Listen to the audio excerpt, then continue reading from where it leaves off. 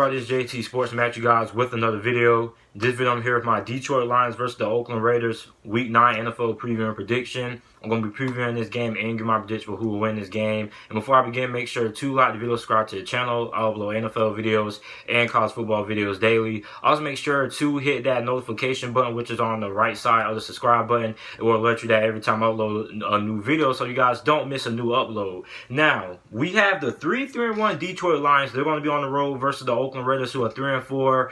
The Detroit Lions are coming off of a win versus the New York Giants last week, and the Oakland Raiders are coming off of a very close loss versus the Houston Texans in a game that they had a very good chance of winning all the way to the end, but Deshaun Watson just pulled off like a magical touchdown pass when he threw the ball with one eye closed. Like, he got kicked in the face and like he threw the touchdown and the dude called it for a touchdown.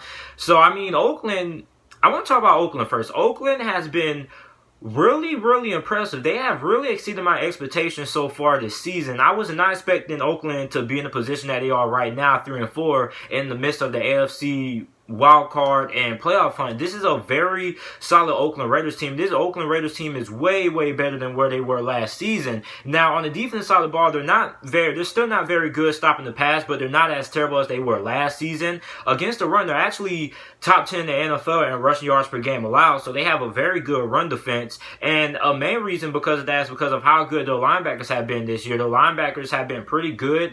They don't miss a lot of tackles. So the Oakland Raiders on the defense side of the ball, although they're not that good at stopping the pass, but they're a little bit better than where they were in that department compared to last year. And on the defense side of the ball, they're very good at stopping the run. Now, the offense side of the ball, I mean, Josh Jacobs, he's definitely in the running for Offensive Rookie of the Year. He's on pace to have a Pro Bowl caliber season. And Derek Carr, I mean, Derek Carr has been pretty solid as well. He hasn't been anything mind-boggling, but I think he's done good enough to remain the starting quarterback for John Gruden and the Oakland Raiders and Mike Mayock for the next foreseeable future. And a big reason for that is because they have a run game. They're able to run the ball consistently because of how good Josh Jacobs has been. And another reason is because of how good the Oakland Raiders have been when it comes to keeping Derek Carr upright. Because last year we saw this Oakland Raiders offensive line really struggle a lot throughout of the 2018 season last year. Now this year they're able to give Derek Carr a lot better protection than what he was able to get last year. So this is a very improved Oakland Raiders team. And the Detroit Lions, this is a very solid Detroit Lions team as well. Now, on the defense side of the ball, they're pretty much near the bottom in the NFL in almost every statistical category. I mean, this is a Detroit Lions team that has been battled with injuries for the most of the season so far. They have injuries on the defensive line that's really affecting their depth, which is why the defensive line gets so gassed so quickly. Like, well, not really quickly, but if you watch a Detroit Lions game and you watch a couple of them, when they get inside the fourth quarter, the defensive line kind of gets a little bit gassed because they don't really have a lot of depth or a good rotation on the defensive line because the injuries they've had at the defensive line position. And also they had a couple of injuries in the secondary as well. Darius Slay missed a couple of games as well, or missed the game. I don't think he played last week versus New York. So this is a Detroit Lions team that is very good on the offense side of the ball if we need to look at a positive. This is a Detroit Lions team that's averaging nearly 12 yards every time they pass the football. So they're one of the best teams in that department when it comes to passing yards per completion. Matthew Stafford is having a Pro Bowl caliber season. And so far, he's looked like a very elite quarterback. And I mean, if anybody does consider Matthew Stafford an elite quarterback, at least based on his production that he's did this season, then I think you need to go back and watch a couple more Lions games because Matthew Stafford has been very good. And a big reason why he's been very good is because of how good he's been in the vertical passing game, with Marvin Jones being one of the better receivers so far this season. I think he's on the Pro Bowl caliber season as well. Also, Kenny Galladay has had a very solid year as well. Now, a big knock on the Detroit Lions has been their inability to run the football. And a big reason because of that is because of how this offensive line has performed when it comes to run blocking. Now, this offensive line is pretty good when it comes to pass blocking. When it comes to run blocking, these guys cannot create holes to save their lives. And the run game, man, is just a non-factor for the Detroit Lions. So basically, Matthew Stafford is carrying this team so far. And if Matthew Stafford keeps up the performance that he's been keeping up so far this season, and he's able to find a way to get Detroit to the playoffs, then I think you have to consider Matthew Stafford to be in a running for the MVP award, because he's been having a very solid season, a very quiet-like season, because Matthew Stafford has been putting up some very good numbers, and not a lot of people are really talking about him. So he's been having a quietly very good season. He's going to be a Pro Bowler without a doubt, and if he's able to get Detroit to the playoffs, then I think you most definitely have to put him in that MVP conversation. Now, looking at my keys to victory, what both of these teams to be able to do to win this game. For the Detroit Lions, you got to be able to get TJ Hawkinson the ball. Now, this Oakland Raiders defense is not very good when it comes to defending tight ends. They allow 443 receiving yards to opposing teams' tight ends. Opposing teams' tight ends are catching 34 out of 52 of their passes when they're targeted, and they also are giving up 6 touchdowns allowed to tight ends, which is second in the NFL and defense when it comes to touchdowns allowed to tight ends. So this is a matchup that the Detroit Lions, TJ Hawkinson, should be able to get back on a track. And not just TJ Hawkinson, but just the whole tight end position for the Detroit Lions should be able to have a pretty solid day against this Oakland Raiders defense that isn't really good against coverage when it comes to the stopping tight ends. And also TJ Hawkinson, I just think TJ Hawkinson needs to get a little bit more involved in the offense. TJ Hawkinson, man, ever since that Arizona Cardinals game, I haven't really saw a lot out of him.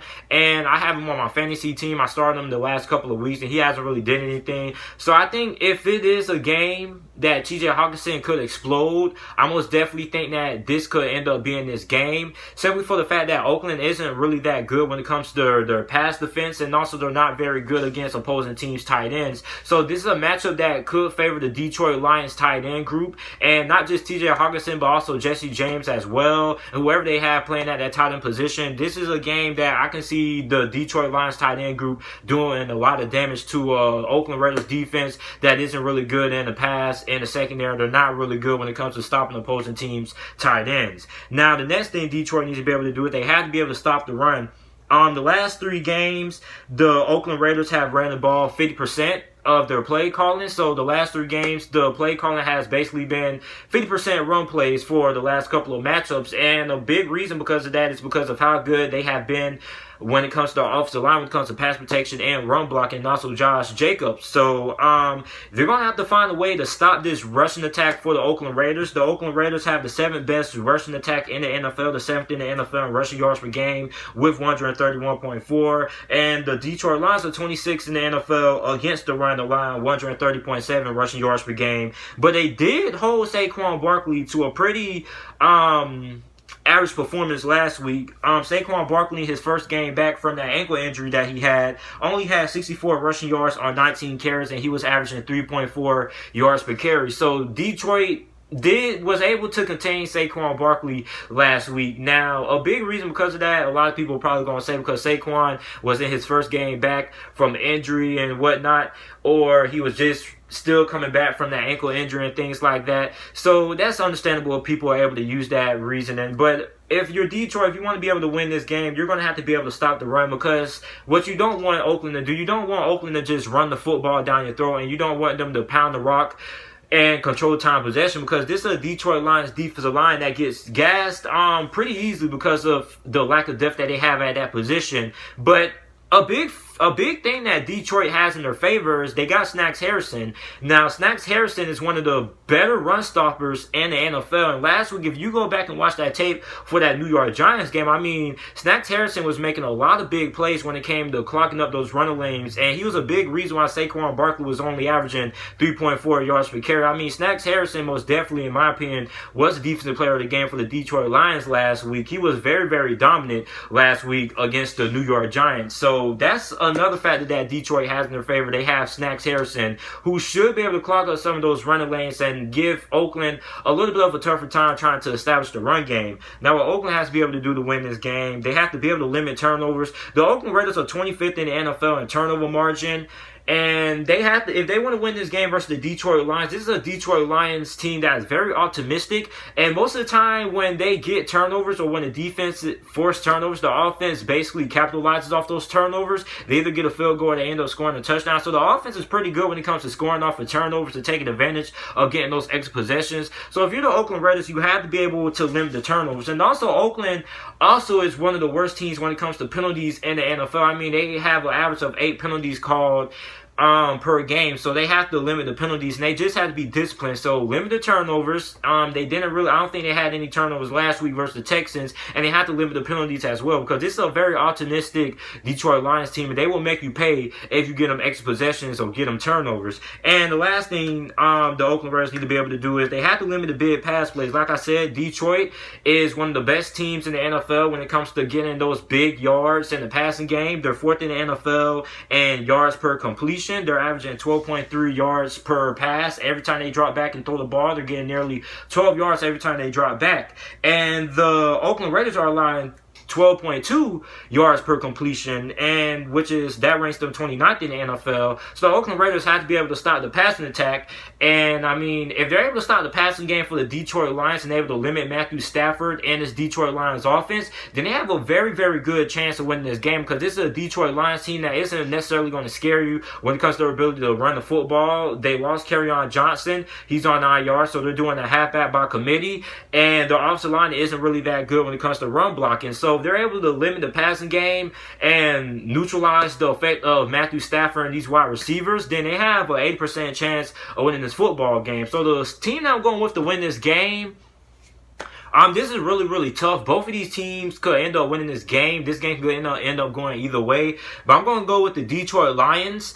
I think Detroit ends up coming on top of this game. I know they're going to be on the road and the black hole at Oakland, but I just like Detroit a little bit more just because they got Matt Patricia, and although this defense hasn't really been that good when we look at the stats, when it comes to getting stops in the full quarter, they do get key stops in the game. When you go back to the Chargers, you go back to the Eagles game, you go back to a couple of those close Detroit Lions wins, the defense really showed up and made plays where it mattered the most. So although the defense isn't really that good statistically, this is a defense that still shows up and is able to make plays when they matter the most. So I think that's going to be the difference between this game, and that's why I'm going to take Detroit to win this game. I think Detroit ends up winning this game 38-34 is my final score prediction. So let me know who you guys think ends up winning this game down in the comment section down below. Make sure to like the video, subscribe to the channel for more NFL videos and content, and thanks for watching.